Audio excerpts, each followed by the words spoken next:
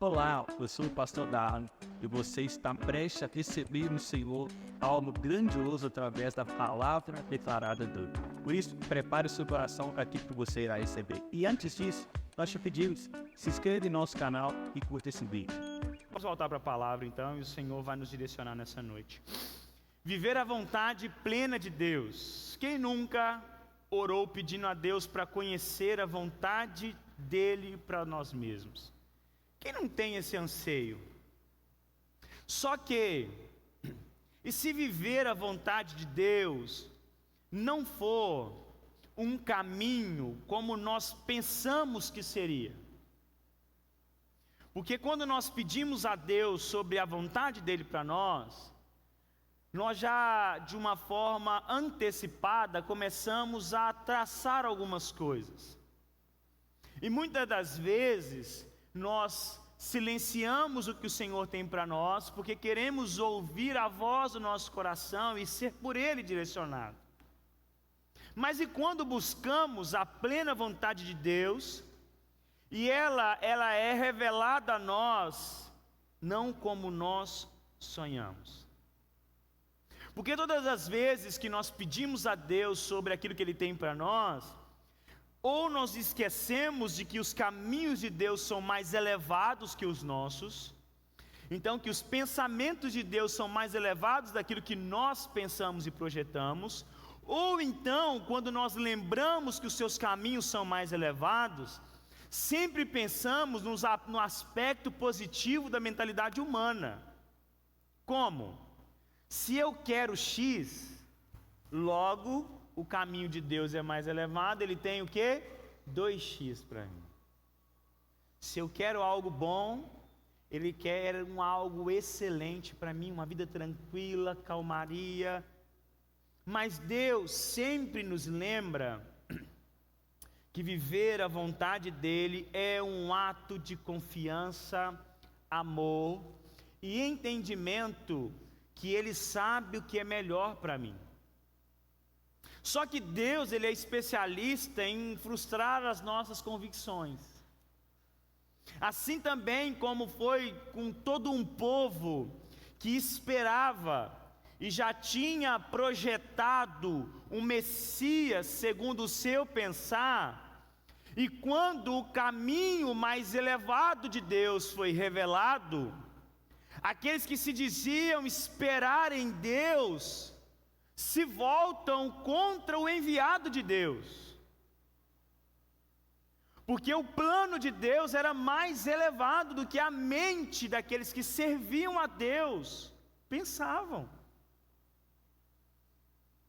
E logo, para trazer uma inversão no pensar de todo um povo, o rejeitado e abandonado traz salvação, mesmo que sua jornada fosse marcada por embates e sofrimento.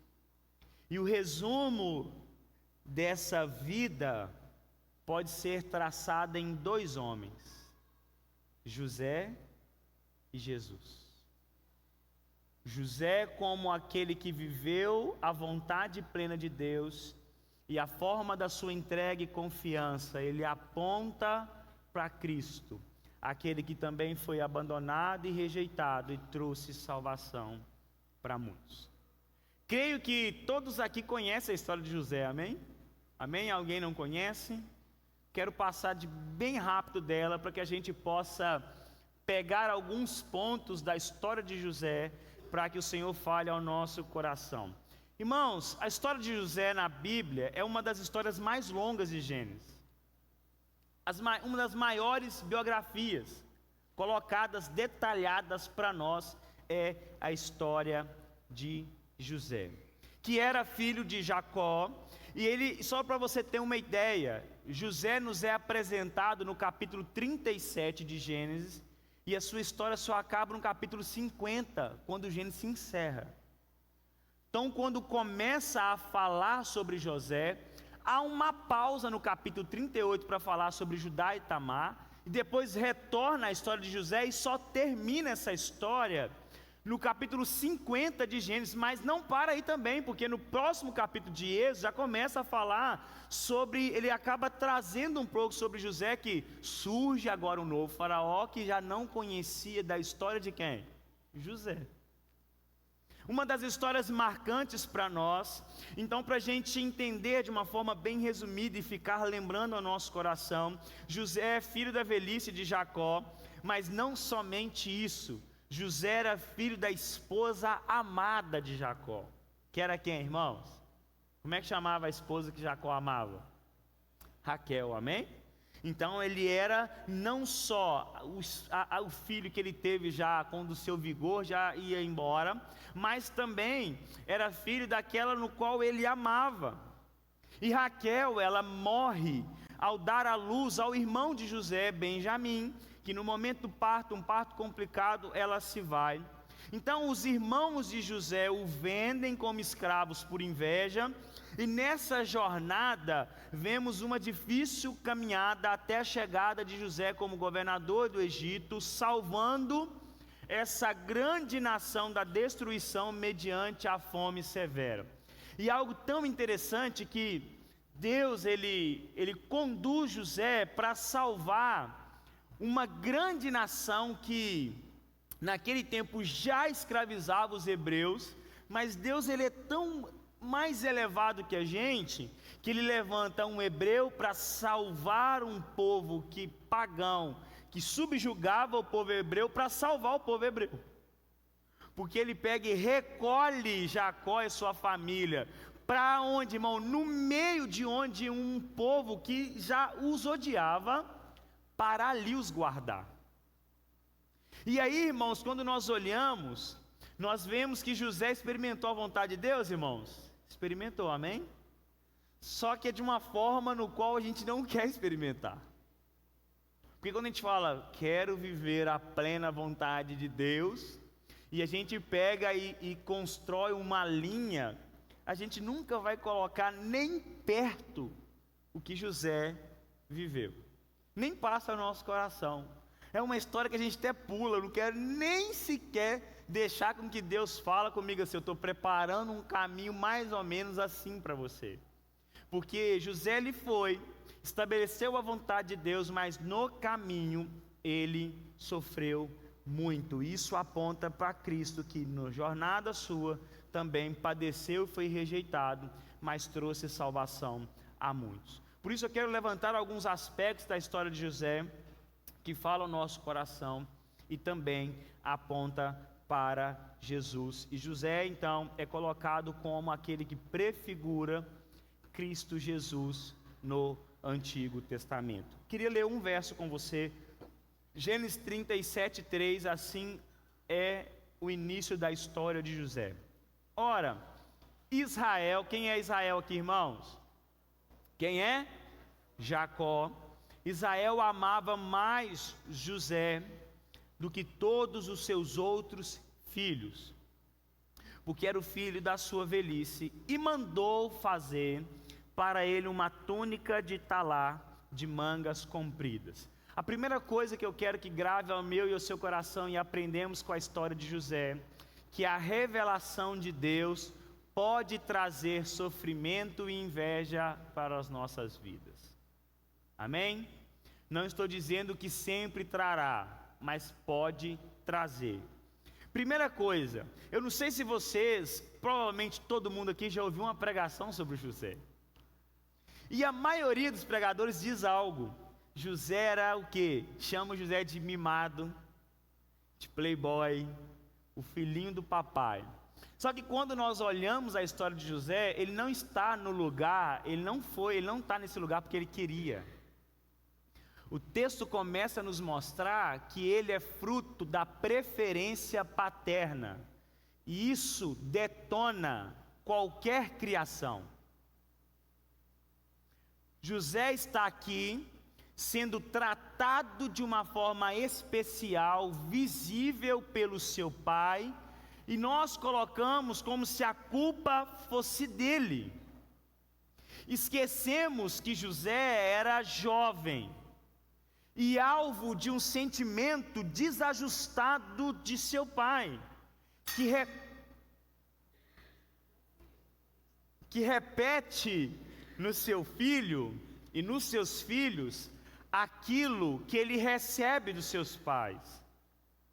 Por isso que nós falamos isso na EBD hoje, sobre como é que nós colocamos a presença de Deus na nossa casa, como que é a nossa vida no nosso lar. Sabe por quê, meu irmão?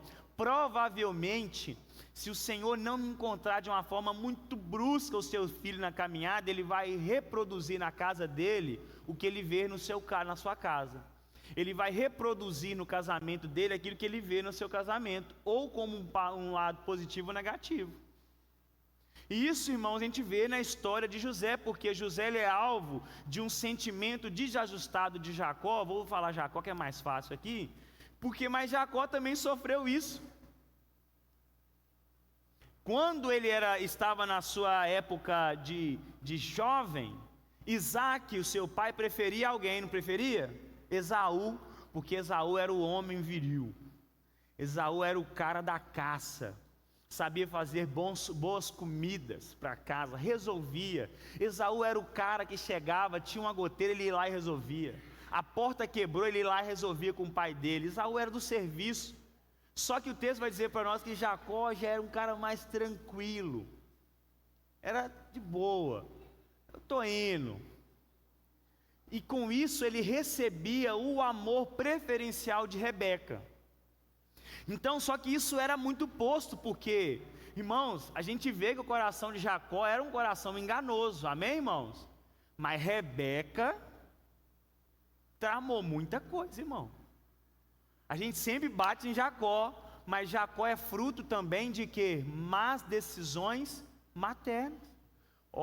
Ouvi que o seu pai vai abençoar Esaú hoje, vai derramar a palavra de bênção. Vai lá, traz um boi lá que está pronto, e eu vou fazer uma comida e vou te... Ela fez o plano, irmãos. Nós descemos além Jacó, mas esquecemos que tinha uma mente pensante atrás. Rebeca. Quando Esaú fala assim, eu vou matar esse homem assim que o meu pai for enterrado, o que Rebeca faz? Vai lá, fala com Isaac, eu não posso arrumar uma esposa aqui nessa terra aqui, que deixa eu viajar lá para a terra da minha família. De quem foi o pensamento, irmãos? Rebeca. A mãe estava lá, irmãos. E esse amor desajustado, essa casa desajustada não para ali, ela continua, porque Jacó pega e transmite isso aos seus filhos, e ele traz sobre o seu filho algo que José está ali, irmãos, é um jovem, 18 anos, e na cabeça do jovem tudo faz sentido.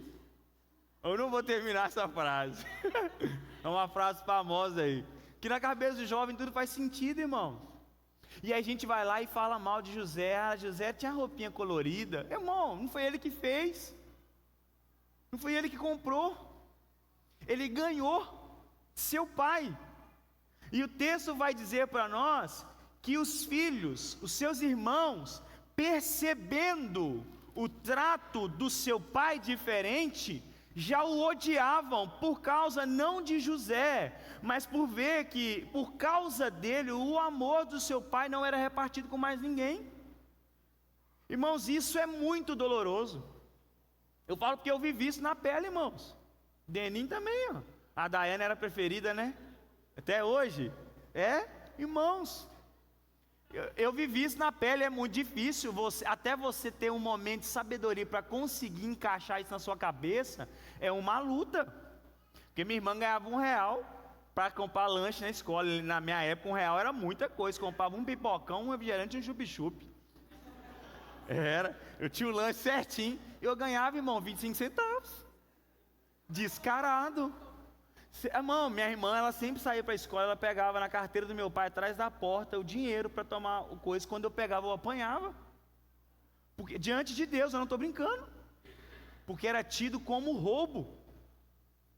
E era a mesma atitude e ação que minha irmã tinha, com a aprovação da minha mãe. Estou falando, já resolvi isso tudo, já conversei com a minha mãe, conversei com o meu pai. Se tivesse ele tem algum psicólogo me analisando, hein? Irmãos, mas isso é algo difícil. E às vezes o que acontece? A gente transfere a raiva para quem? É o alvo do sentimento. Nós temos que lutar contra isso. Porque você não tem força para ir contra quem? O pai e a mãe, você vai contra quem? Seu irmão, você é o preferidinho, você é não sei o quê. E José é alvo disso. E aí às vezes nós continuamos trazendo, né, sobre José algo que não estava sobre ele, irmãos, não era decisão dele, era jovem. E aí nós continuamos batendo em José. Aí a gente fala assim, mas José, né, na mesa de jantar, vai lá e vai contar os sonhos para a família. Irmão, ele é jovem. Eu quero que insistisse em vocês. Lembra de nós, a nossa juventude, quantas vezes falamos coisas. Hoje até a gente mais velha, a gente faz isso. A gente não consegue saber medir o tempo certo de expor um projeto, um sonho, uma conquista, uma derrota, e a gente pega e massacra. Mas José mereceu mesmo, aí. Foi falar para os seus irmãos na mesa, não, irmãos, era um jovem, era o mais novo. Ele tinha, como na casa dele, o que? Não, estou no meu lugar seguro. José estava compartilhando no seio do seu lar o seu sonho. E aí nós massacramos ele, colocamos que ele era o egoísta, o orgulhoso. Não, ele só não percebia que pelo amor desajustado do seu pai, ele já tinha sobre ele um olhar de inveja, um olhar de ódio sobre ele, mas ele ainda achava, eu estou no meio da minha família. Quem nunca padeceu isso, irmãos? Aí a gente fala, mas por que você foi contar isso? Mas eu contei, eu estava com a minha mãe na mesa, meu pai na mesa, meus irmãos. Eu não sabia que daria isso, eu estava no lugar mais seguro para mim. E às vezes a gente traz sobre nós a culpa, mas não é nossa culpa. Só que tudo isso que Jacó estava vivendo e transferindo sobre José, traz sobre a família e sobre os olhos e sobre a vida de José o início da plena vontade de Deus. Capítulo 37, no verso 3, diz para nós que José, então, ele era o mais amado pelo seu pai. No verso 4, diz para nós, quando os seus irmãos viram que o pai o amava mais do que todos os outros filhos, odiaram-no, e já não podia falar com ele de forma pacífica. Então, já começamos a história com certo receio com José, mas não é sua culpa. Tanto como a continuação da história. Irmãos, se a gente tem alguém que a gente pode colocar como sofreu muitas injustiças aqui, é ele. É José, irmãos. Segue sendo fiel, caminhando com o Senhor e sofrendo o que? Sempre o sofrer como resultado. Mas ele não percebia e sabia que estava vivendo o caminho que Deus tinha preparado para ele. E às vezes você pode estar aqui hoje estranhando, eu estou ainda fiel, eu permaneço de pé, eu permaneço firme na palavra, eu sei que eu estou seguindo uma palavra de Deus revelada, mas as coisas não estão encaixando, eu continuo caminhando e parece desajustado. Se você caminha através de uma palavra revelada do Senhor para a sua vida, permaneça. Permaneça. Continue com o Senhor. E tudo isso começa não somente por esse desajuste, mas porque Deus decidiu se revelar a ele, trazendo sonhos a José, os quais nós não temos domínio. Quem tem sonho muito doido aí, irmão? Quem tem aquele sonho, mas o que eu sonhei? Gente, a Joana, quando ela para me contar sonho, eu fico assim, não, amor, acelera aí, porque esse sonho irmão, nada com nada, aquele sonho assim que te dá um nó, porque o sonho não está no nosso domínio, meu irmão? Uma mente sã, brilhante, com um sonho mais desajustado, mas está lá, e Deus decide se revelar a José e mostrar para ele o futuro, através de 2 sonhos. E aí José, ao contar os 2, o texto nos diz que os irmãos ao reconhecer e a perceber, porque José era muito inocente, ele não consegue interpretar o sonho. O texto vai dizer que ele só conta, mas o pai e os irmãos falam: vocês estão dizendo, uai José, eu entendi essa mensagem, uai. Você está querendo dizer então que nós vamos nos curvar diante de você? José não tinha nem percebido o que era. Mas Deus decide se revelar a ele, e vai guiando os seus passos. E nisso, quando o texto vai dizer para nós que ao revelar esses sonhos, ele vai e traz sobre ele, sobre os irmãos, ainda mais ódio, ainda mais inveja sobre ele. A raiva que eles já tinham sobre José aumenta após a revelação. E eu quero que o nosso coração se apoie em um outro ponto para nós, meus irmãos. A revelação de Deus para nós e as nossas vidas podem trazer para nós sofrimentos. Não porque o plano de Deus é ruim, não é porque Deus é mau, mas porque habitamos em meio a corações caídos. Irmão, quantas vezes nós compartilhamos aquilo que o Senhor fala no nosso coração? Quantas vezes nós começamos a nos posicionar em obediência e isso levanta contra nós inveja, palavras maldosas, olhares enganosos, tentam tramar contra nós, sendo que você está somente trazendo aquilo que o Senhor trouxe ao seu coração. Quem nunca experimentou isso? E isso, irmão, nós temos que entender que a maioria das vezes nos frustra mais, porque os que se levantam são os mais próximos de nós.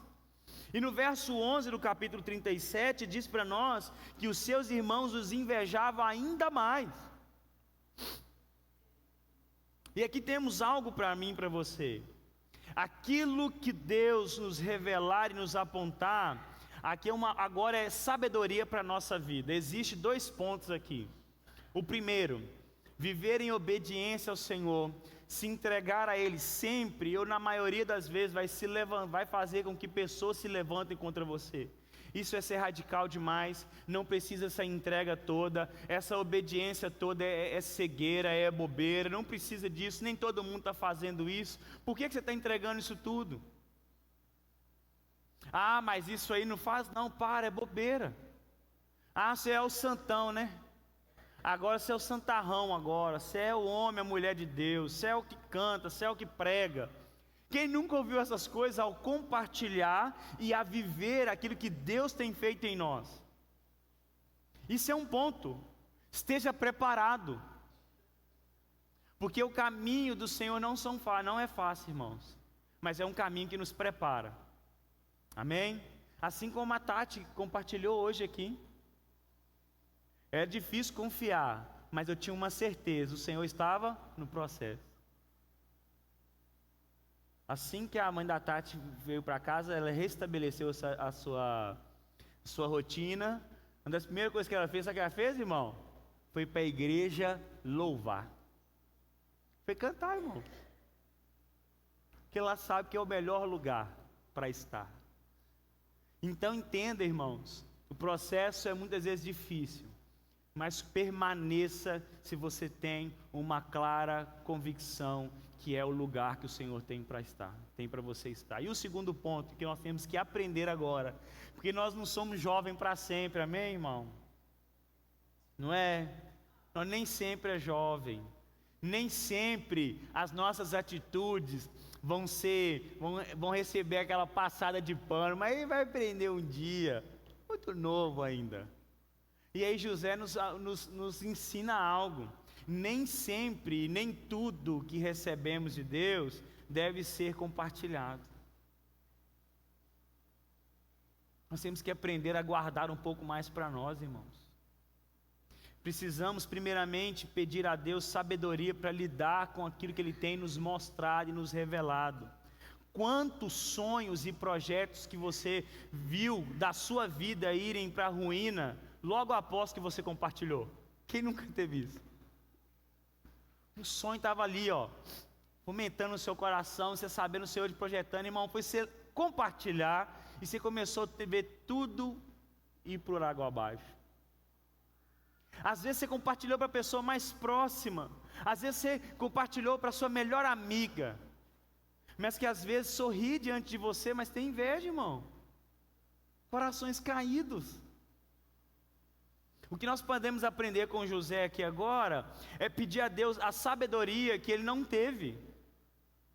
Irmãos, espera um pouco mais. Não só sobre aquilo que Deus nos diz de forma espiritual, amém, irmãos? Mas também para a nossa vida. Irmão, você pensou, vou trocar de carro, você já está contando para todo mundo, vou trocar de carro. Você só teve um relapso assim, ó, vou mudar, quer saber, eu vou mudar o meu curso de faculdade, eu vou mudar. Já fala para todo mundo, vou mudar o meu curso, não vou ser isso mais. Irmão, você nem dormiu, você não teve uma noite dormindo com aquele sonho no seu coração ainda. Peça a Deus sabedoria. Quando nós vamos na história da igreja, quando o povo de Deus volta para restabelecer o muro em Jerusalém, agora Neemias, né? Quando Neemias chega, ele já estava com a missão dada, recurso dado, irmão, por reconstruir o muro. Sabe o que Neemias faz? Chegou, não conta para ninguém.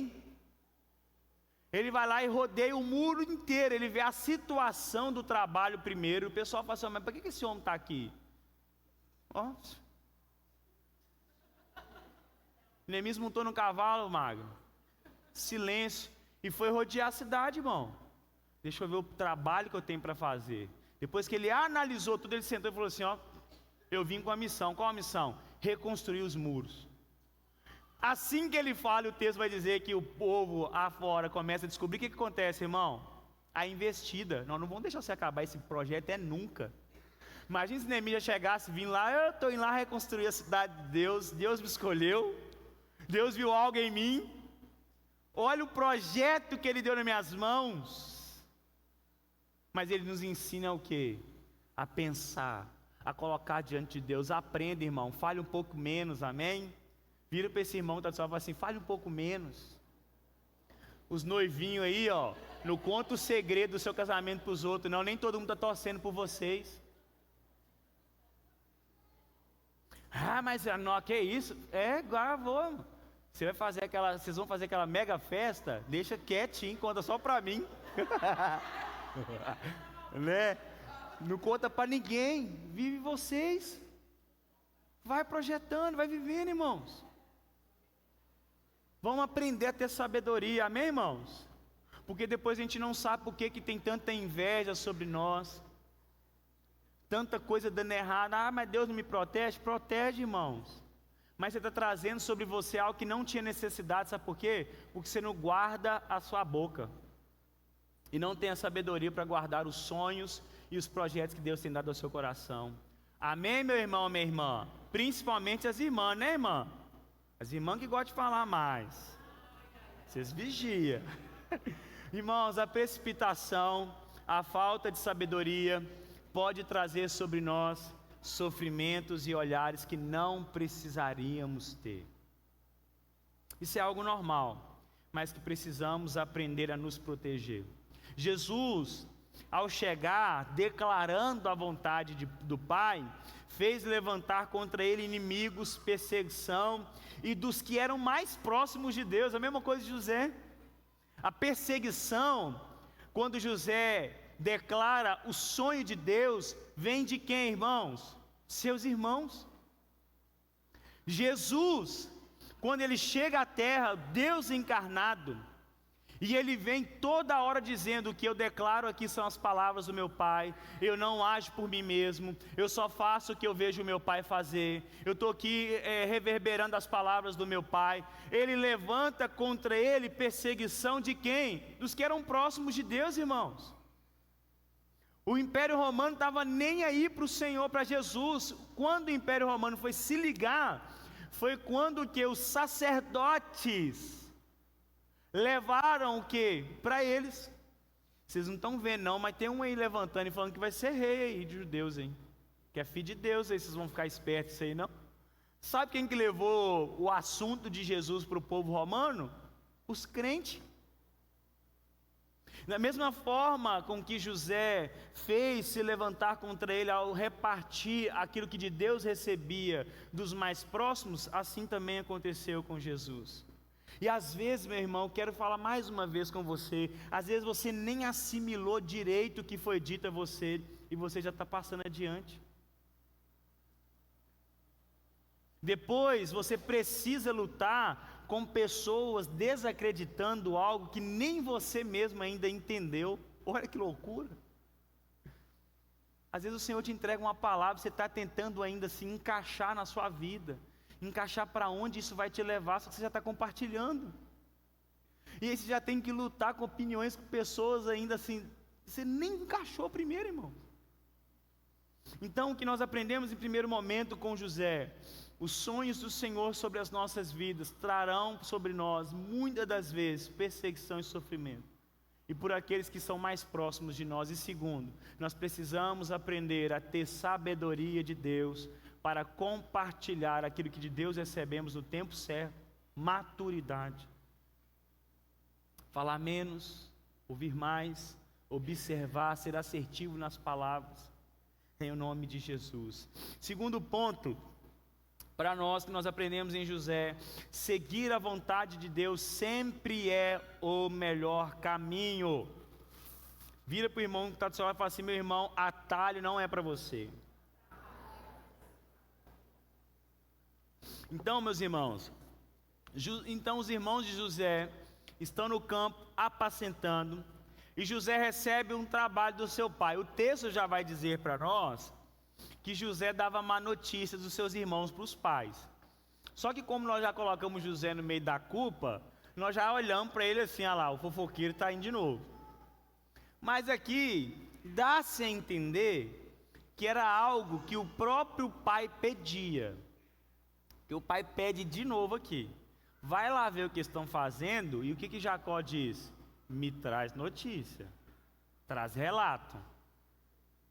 Só que eles não eram bons irmãos, então não tinha como dar notícias boas.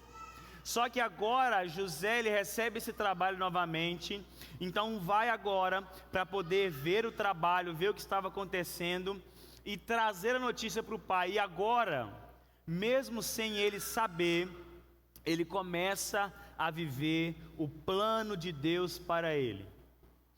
Aquilo que Deus revelou para ele começa a se concretizar. Aleluia, irmão. Glória a Deus.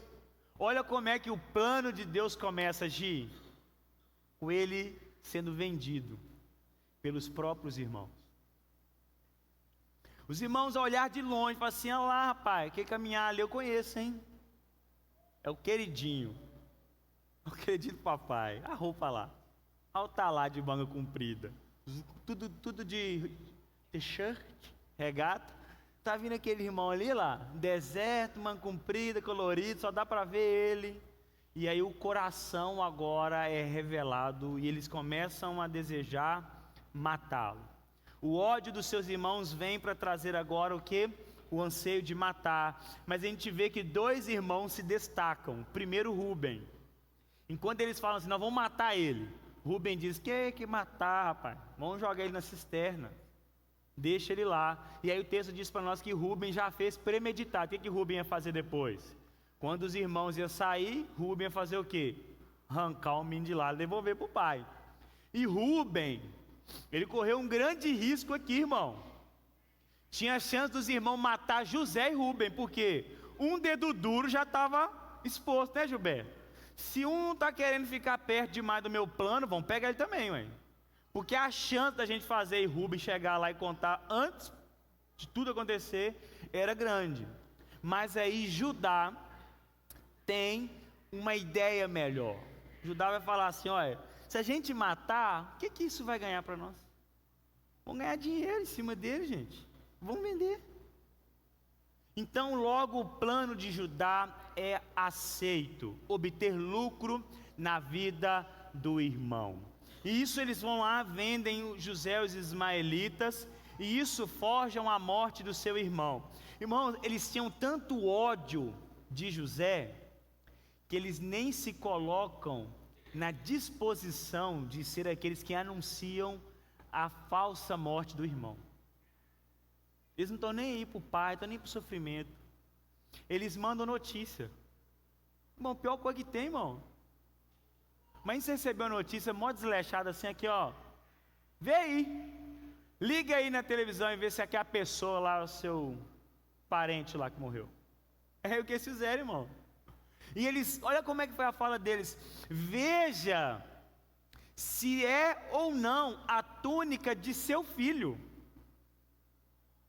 Eles nem se colocam como um igual. Porque se houvesse amor, pai, vê se não é a roupa do meu irmão. Vê se não é a roupa do meu irmão, do nosso irmão. Eles estão com tanto ódio. Veja se não é a roupa do seu filho. E a vida para nós que continue. Porque se José de fato estivesse morto, irmãos, os irmãos continuaram a vida. Não quiseram nem se dispor a ir lá consolar o pai, que eles sabiam que amavam muito o seu irmão.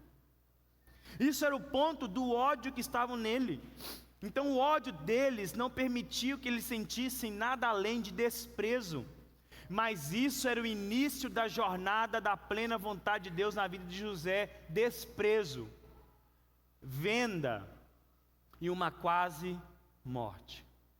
E nós seguimos então o caminho de José, vendido como escravo. Logo os ismaelitas levam ele para o Egito. Lá ele é vendido de novo. Vendido para a casa de quem? Potifar. Na casa de Potifar ele é acusado de quê, irmãos? Tentativa de abuso. Preso por essa falsa acusação. E sabe o que nos choca nisso tudo? Seguir a vontade de Deus não é garantia de uma jornada tranquila. O que me choca, pelo menos, eu não sei se choca você. Capítulo 39, verso 2 diz: o Senhor estava com José. Verso 3 diz: Potifar viu que o Senhor estava com José, e tudo o que ele fazia, o Senhor prosperava em suas mãos. Capítulo 39, 20 e 21, José ficou na prisão, o Senhor, porém, estava com José, e olha o que o versículo diz: e foi bondoso com ele. A jornada com o Senhor não é uma garantia de vida tranquila, mas ainda assim é o melhor lugar para estar. É o melhor lugar para estar. O processo é difícil, assim como tivemos um testemunho hoje. A única garantia que temos é a presença do Senhor em todos os momentos da nossa vida. Às vezes você está aqui como resultado de viver coisas inimagináveis na sua vida, de ter passado por coisas no qual você imaginou que nunca iria passar.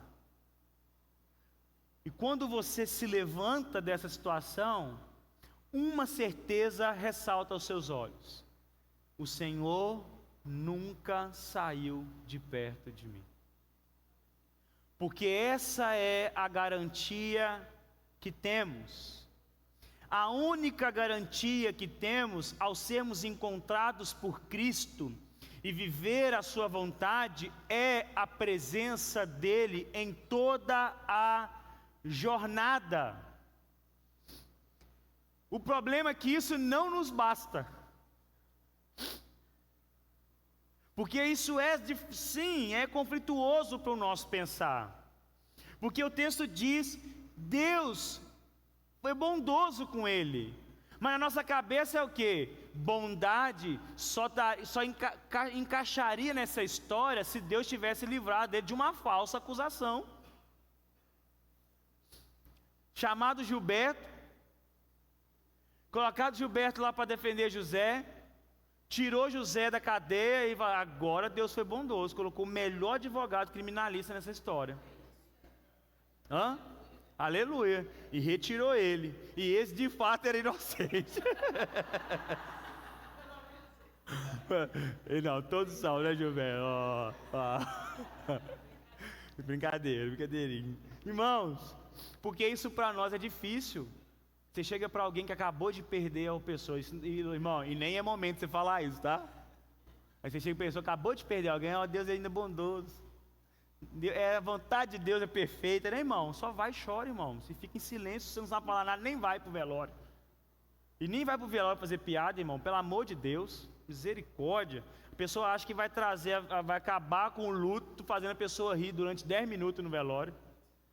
Aí você resolvi.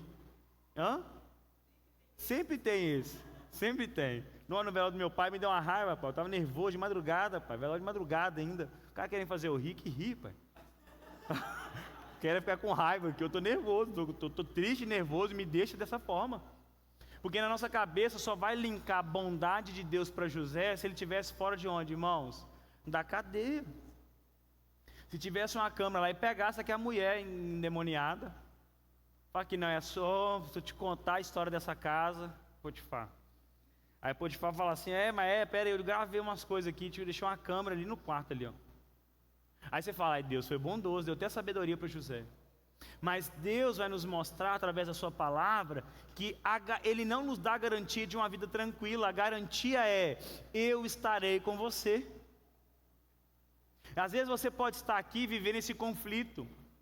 Como eu ter certeza se Deus me ama? Como ter certeza se Deus está comigo, sendo que em minha volta algumas coisas não estão encaixando, não está dando certo? Permaneça em Deus. Se você percebe a presença dEle, essa é a única garantia que tem e deveria nos bastar, irmãos.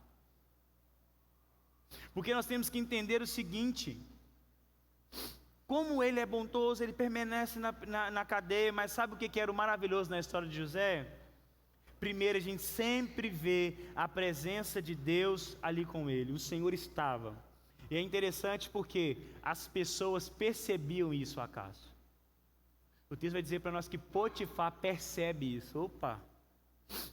O Deus que eu não conheço, e quem nem acredito, egípcio, está com esse cara. E tudo que ele põe a mão, prospera. Só que ele era um escravo, irmão. Mas sabe o que Potifar fez? Opa, meu irmão, toma conta de tudo da minha vida. Toma aqui, ó. Pode tomar conta. E o texto vai dizer para nós que Potifar prosperava. Só que sabe por que isso é muito conflituoso para nós? Porque sempre vemos a presença de Deus como algo secundário para nós. Sendo que a palavra nos ensina que é melhor estar na cadeia, com a certeza de estar com Deus e sua vontade, que vivendo uma vida perfeita, seguindo longe de Deus. E eu estou falando isso aqui porque eu sei que não é fácil, tá, irmãos? Eu não estou falando isso aqui porque, é difícil viver isso. Mas nós precisamos pedir que o Espírito Santo nos encontre de uma forma a nos trazer a paz e a tranquilidade de confiar em Deus, mesmo que esteja o caos à nossa volta, com uma certeza: se Deus está nesse lugar, é nesse lugar que eu quero estar. Se essa é a vontade de Deus para mim, eu não arredo o pé desse lugar, mesmo que todo mundo à sua volta, em minha volta, está dizendo, é uma loucura você permanecer. Abandona logo esse Deus. A gente não teve uma história assim na Bíblia? De alguém dizendo, olhando o que, analisando o que? O exterior e dizendo, amaldiçoa Deus e morre logo. O que você está fazendo? Mas permaneceu. Entenda, se amássemos e se amarmos a Deus em primeiro lugar, a situação nunca será algo a ser considerado a parte da presença dEle. Irmãos, se de fato amamos a Deus, toda a nossa vida vai ser pautada para o que nos aproxima de Deus e que nos afasta de Deus. Para o que nos leva a viver a vontade de Deus e que nos faz viver longe da vontade de Deus. Se amarmos a Deus sobre todas as coisas e ter a certeza disso sobre as nossas vidas, isso que vai pautar. Eu vou aceitar esse trabalho, aqui vai ser muito difícil para eu viver o que Deus tem para mim, eu vou abrir mão, é bom demais, o pessoal vai me chamar de doido, mas eu sei que aqui Deus está para mim, é aqui que eu permaneço. Porque mais uma vez, é melhor estar na cadeia com Deus, se for da vontade dEle, do que estar vivendo luxo ou mordomia, mas sabendo que estou caminhando para longe da vontade de Deus. E sempre pensamos assim, e sabe por que isso também é muito difícil? Porque sempre pensamos que Deus será o resolvedor das nossas questões. e que Deus vai me livrar de toda injustiça que eu tiver para sempre. Irmãos, o povo, na época de Jesus, entrou na mesma crise com Jesus. Como assim que o ungido de Deus veio para servir? Como assim que o ungido de Deus veio para sofrer? Para amar o inimigo? Para ser bondoso com quem o persegue? Que perdoa? Era um conflito.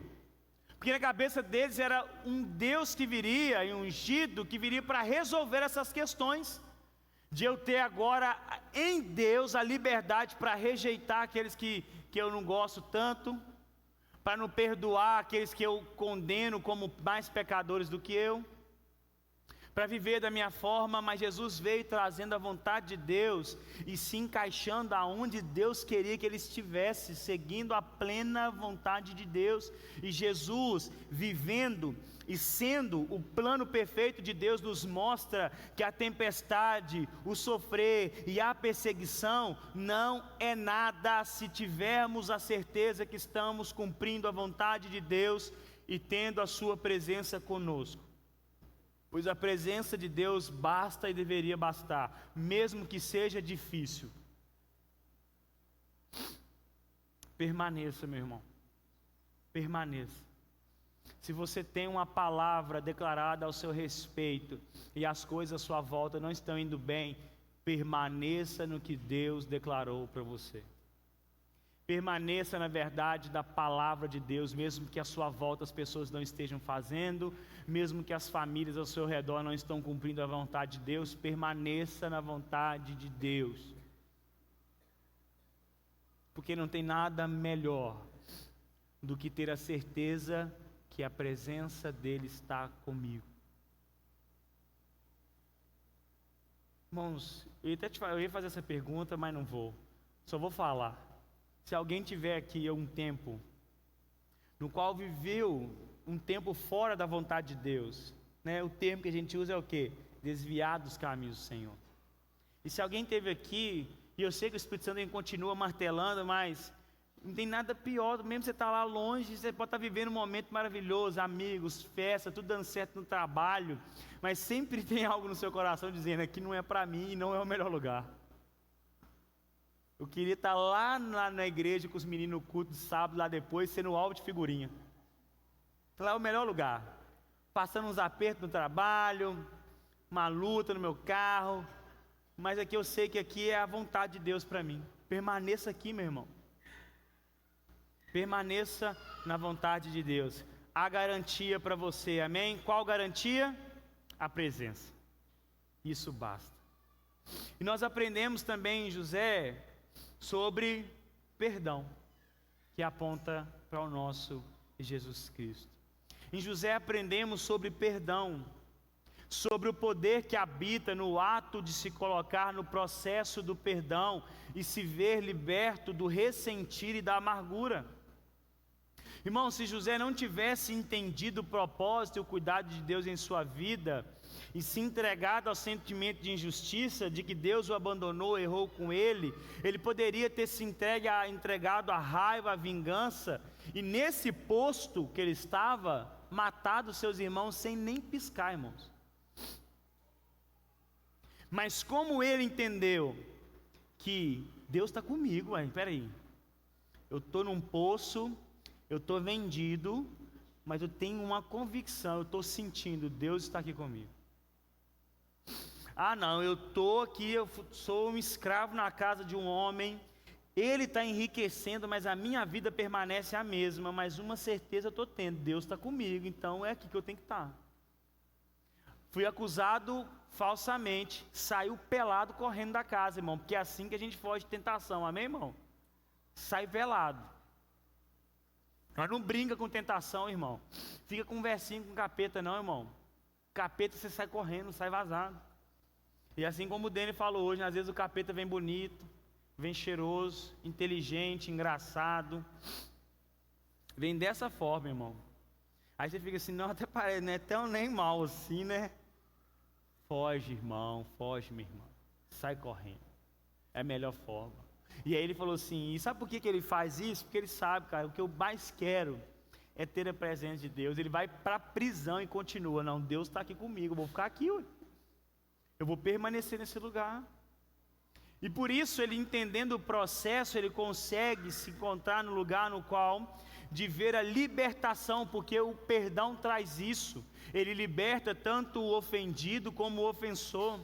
E essa atitude aponta para Jesus, que veio para perdoar homens e mulheres que vivem suas vidas indo contra a vontade de Deus, mas que por graça ele se revela, trazendo remissão dos nossos pecados e perdão para os nossos corações arrependidos. E Jesus, em Jesus nós não só temos o perdão como uma convocação a perdoar, mas é também a perdoar as dívidas daqueles que têm feito contra nós, que têm se levantado contra nós, e nisso nós nos espelhamos em Cristo Jesus. Então quando José, ele perdoava aqueles no qual não estavam arrependidos e nem pediu perdão a eles apontava para Cristo, que naquela cruz, ele vertia o sangue para perdoar homens e mulheres falhos, que viviam e vivem a vida para longe do Senhor, mas que nele encontra a salvação. E isso traz para mim e para você uma verdade: o perdão e o perdoar não é uma opção para o cristão perdoado por Deus, meu irmão, minha irmã. Mas nós esquecemos isso. O perdão que recai sobre nós é o mesmo que lançamos sobre o outro. Perdoe.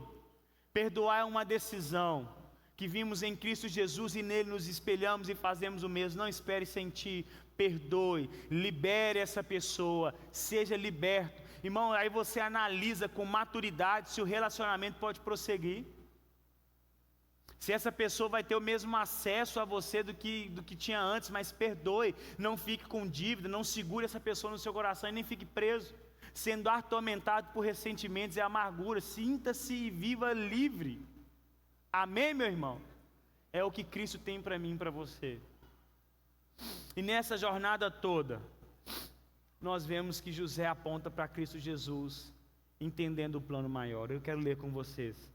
Gênesis 45, 5, 7, 8 diz assim: agora, pois, não fiquem tristes, nem irritados contra vocês mesmos por terem me vendido para cá, porque foi para a preservação da vida que Deus me enviou adiante de vocês. Deus me enviou adiante de vocês, ele repete essa certeza, para que fosse conservado para vocês um remanescente na terra, e para que a vida de vocês fosse salva por meio de um grande livramento. Assim, não foram vocês que me enviaram para cá, e sim Deus, que fez de mim como um pai de Faraó e senhor de toda a sua casa, e como governador em toda a terra. Gênesis 50, 19 e 20 diz: mas José respondeu: não tenha medo. Será que eu estou no lugar de Deus? Vocês, na verdade, planejaram o mal contra mim, porém Deus o tornou em bem para fazer como estão vendo agora, que se conserve a vida de muita gente. O que vive pela vontade de Deus, ele sabe que a sua história não para nele. Ele sabe que a sua obediência trará frutos sobre o outro. E José tinha essa convicção. Por isso, pai, mãe, a sua entrega a Deus na sua casa não para em você, recai sobre os seus filhos. O relacionamento na presença de Deus na sua casa recai sobre os seus vizinhos. Quando nós não nos colocamos como os vizinhos loucos da rua, mas como aqueles que são tementes ao Senhor e a casa é regida pela presença de Deus, olha a posição de quem tem a convicção de viver a vontade de Deus. Ele diz: Deus me enviou adiante de vocês 2 vezes. E ele fala dizendo assim para nós: olha, eu fui conservado, eu estava aqui para que se fosse conservado um remanescente na terra, e para que a vida de vocês fosse salva. José, ele não tinha esse pensamento, sabe, Gisele? Deus me guardou de injustiça. Deus viu que eu era bom. Deus viu que eu era injustiçado. Ele não tinha esse pensamento, sabe por quê? Quem experimenta a vontade de Deus, ele entende o plano do Senhor e sabe, o que eu recebo não é para mim. Aí que ele disse: o Senhor guardou a minha vida, não simplesmente para suprir as minhas necessidades, mas para que através da minha vida fosse salva todo um povo, uma nação e o remanescente em meio à terra. Qual a convicção que tem que segurar as tuas mãos essa noite, meu irmão?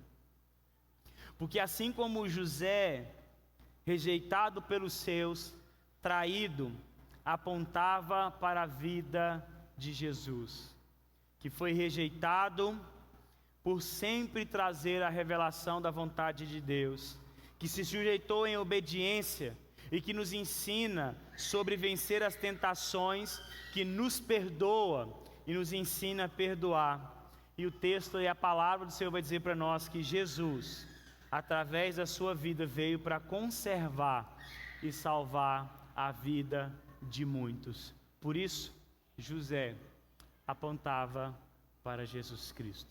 Coloque de pé no seu lugar, por favor, meu irmão, minha irmã.